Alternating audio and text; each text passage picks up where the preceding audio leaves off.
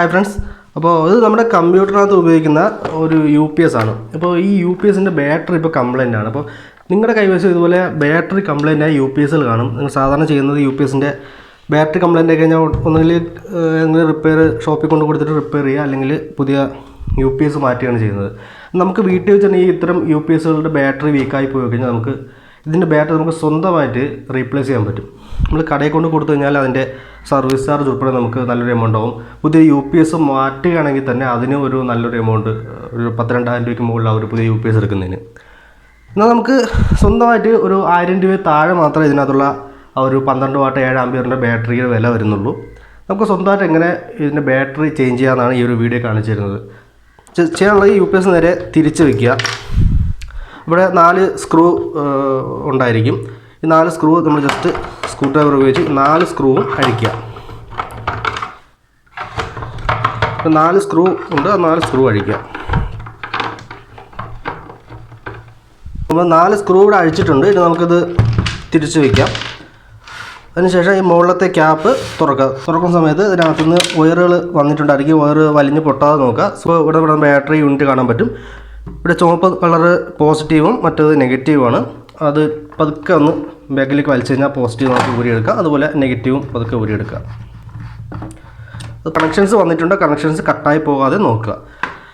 Okay, ഇതാണ് നമ്മുടെ battery. Just ഇങ്ങനെ ഒന്ന് പൊക്കി എടുത്തു കഴിഞ്ഞാൽ ബാറ്ററി ഒന്ന് മാറ്റാൻ പറ്റും. മാറ്റി വയ്ക്കുക. ഓക്കെ, അതിനുശേഷം നമുക്ക് പുതിയ ബാറ്ററി കൊണ്ടുവന്നിട്ട് ഇതിനകത്തേക്ക് ഇൻസർട്ട് ചെയ്യാം. അത് എങ്ങനെയെന്ന് കാണിക്കാം.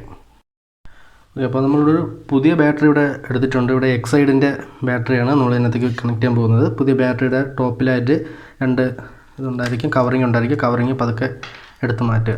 ഇപ്പോൾ ടെർമിനൽ നമുക്ക് ക്ലിയർ ആയിട്ട് വരും. അതിനുശേഷം നമുക്ക് ജസ്റ്റ് ആ ഒരു സ്ലോട്ടിലേക്ക് എങ്ങനെയാണ് മറ്റേ ബാറ്ററി ഇരുന്നത് അതേ പൊസിഷനിൽ ഇറക്കി വയ്ക്കുക. അതിനുശേഷം പോസിറ്റീവ് നെഗറ്റീവും കണക്ട് ചെയ്യുക. ആദ്യം നെഗറ്റീവ് കണക്ട് ചെയ്യാം. നെഗറ്റീവ് എന്ന് പറയുന്നത് കറുപ്പാണ്, കറുത്ത വയറാണ് നെഗറ്റീവ്. അവിടെ ബാറ്ററി ടെർമിനൽ നെഗറ്റീവ് കൊടുത്തിട്ടുണ്ട്, കറുത്ത പോയിൻ്റ്. അതിനകത്തേക്ക് നെഗറ്റീവ് കണക്ട് ചെയ്യുക.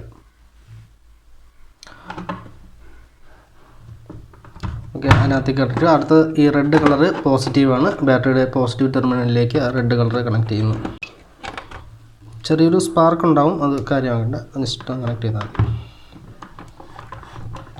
നല്ല രീതിക്ക് ടൈറ്റായിട്ട് കണക്ട് ചെയ്യുക. അതിനുശേഷം നമുക്ക് ഇനി യു പി എസ് ഒന്ന് ഓൺ ചെയ്ത് നോക്കാം. ഓക്കെ, ഇവിടെ ബാറ്ററിയിൽ ലൈറ്റ് കത്തിയിട്ടുണ്ട്. നമുക്കിത് ചാർജ് ചെയ്ത് യൂസ് ചെയ്യാവുന്നതാണ്. ഓക്കെ, ഒന്ന് ഓണാക്കി നോക്കാം. ഓക്കെ, ബാറ്ററി കണക്ട് ആക്കിയിട്ടുണ്ട്. ഓക്കെ, ജസ്റ്റ് ഓഫാക്കുക. ഇനി ഇരുന്നണക്ക് വെച്ചിട്ട് സ്ക്രൂ ഇട്ട് ടൈറ്റ് ചെയ്ത് നമുക്ക് യൂസ് ചെയ്യാവുന്നതാണ്.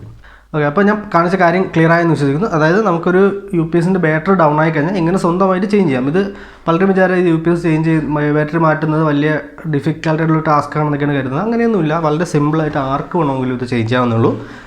അതാണ് ഈ ഒരു വീഡിയോ ഞാൻ നിങ്ങൾക്ക് കാണിച്ചു തന്നത്. ഈ ഒരു വീഡിയോ നിങ്ങൾക്ക് ഇഷ്ടമായെങ്കിൽ ഇപ്പോൾ തന്നെ ചാനൽ സബ്സ്ക്രൈബ് ചെയ്യുക.